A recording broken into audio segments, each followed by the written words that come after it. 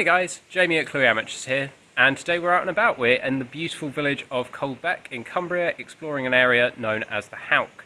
Now, Caldeck comes from cold, as in cold, and beck, which is the local word for kind of a large stream or a small river, and if you listen carefully, you might be able to hear that we are right by their cold beck, their cold river. And that was used to drive this disused bobbin mill that I'm now sitting in, which has fallen into disrepair. So we're going to have a look around here, then we're going to have a little wander up the valley, look at some of the waterfalls, maybe have a clamber around in some of the natural and some of the man-made caves that happened during the building of this mill. And yeah, we're going to have an explore and we're going to get out and about in the glorious British sunshine. Approaching the mill from the village takes you along a long path through the woods, which eventually comes up alongside the beck. When you enter the clearing where the mill is, you can see a plaque on the right with lots of information about the mill provided by the National Parks Authority. I'll be using a lot of that information on the video. As we turn to the right, you can see here the remains of a drying kiln. This is where wood will have been dried over a fire before it was used to make bobbins in the mill. For those who don't know what a bobbin is, it's kind of the spool that wool, silk or other threads like cotton would be wound around, and these were then used heavily in the textile mills in the area. This first building that we come to is a wood shed, although to call it a shed really doesn't do it justice. It's an incredibly tall structure, and it's in here that wood will have been aged and seasoned before it went on into the mill to be used to make bobbins, but also naves for cartwheels and the handles for hammers and pickaxes, which were used heavily in the mining in the surrounding area. This mill operated between 1857 and 1924, and during that time often employed around 60 boys and men in various roles. So once the wood was moved from the woodsheds, it would come up to this area, which is now overgrown with cowslip and nettles. Here, a wooden lean-to acted as a saw shed, where the wood would be sawn into what are called cakes, which would then be taken into the mill to be bored and lathed into the bobbins and other things manufactured here.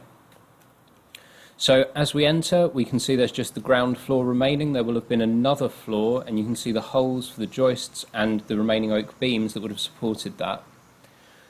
And there are also the remains of the stairs which led up to that, which we're about to head up now. You might have noticed some of these holes in the walls. This is where the belts and the drive shaft from the water wheel will have turned all of the lathes throughout the mill for the boring and lathing of bobbins and other articles. Up here we can see the door where you will have entered if you'd used the stairs on the outside of the building. However, we're going to head up these few remaining stone steps. From here, a wooden staircase would have continued to the second floor. However, the wooden second floor and the stairs are long since gone.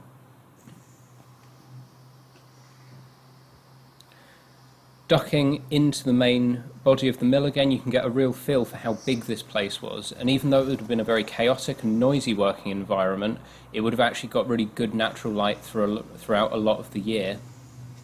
It's made from local limestone and shale, and as we turn to the back wall where the water wheel would have been, we can even see the remains of the mill's clock.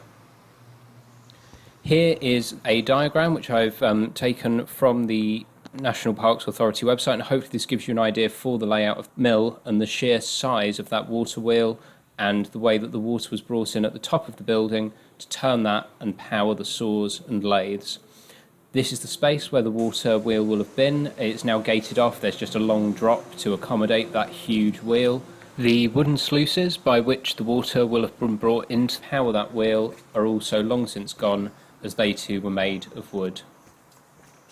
Now, the Howk, being a valley in the Lake District, has a lot of the qualities that would be needed for milling in this area. So there was wood coppiced widely in the area for charcoal making, there was fast running water to power the mill, and as we're about to see, there's a valley which provides that. So a lot of these caves and nooks and crannies are natural. However, I'm reliably informed that some of them were also formed by blasting, so quarrying a piece of the rock into the beck to improve the flow of water. So here I'm just heading into one of those caves, and I'm going to try and clamber through to what's called the Ferry Kirk, or the Ferry Kettle, where the fast flowing water makes it look like it's always boiling. It's incredibly beautiful to look from above, and I've never actually tried to climb down before to get a closer look.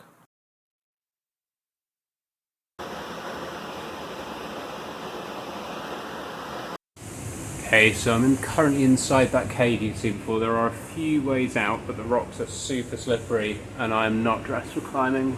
But let's see if we can get out one of these.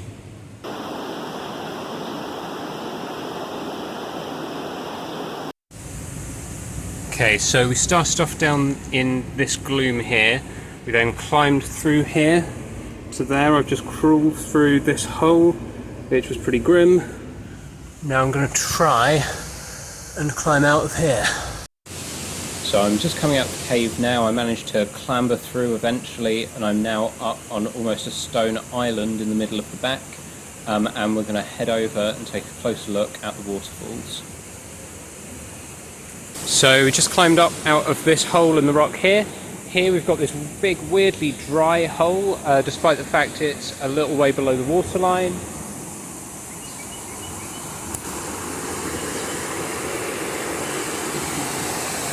So here you can see some of the rocks, some of which were eroded naturally and some of which were blasted out, and some of the smaller waterfalls. I didn't go right up to the top end today because there were people swimming there and cooling off from the hot weather, but a truly beautiful place that really fed the industry in this area, not just the turning of bobbins, also milling for textiles, flax, smelting, paper milling, as well as brewing and crushing some of the rock that was mined in the surrounding area. Thank you for watching, and thanks also to my wonderful girlfriend for introducing me to her beautiful hometown or home village of Caldeck, and for being my second camera person for today. Okay, so that's the Howk in lovely Caldeck. If you're in the area, do feel free to visit. It's a lovely place. Do check out the lovely cafes and things they have on offer. It's a really stunning part of the country, and what beautiful weather to be here in. That's all for me though today. I've been Jamie, this has been Clue Amateurs, and I'll see you next time.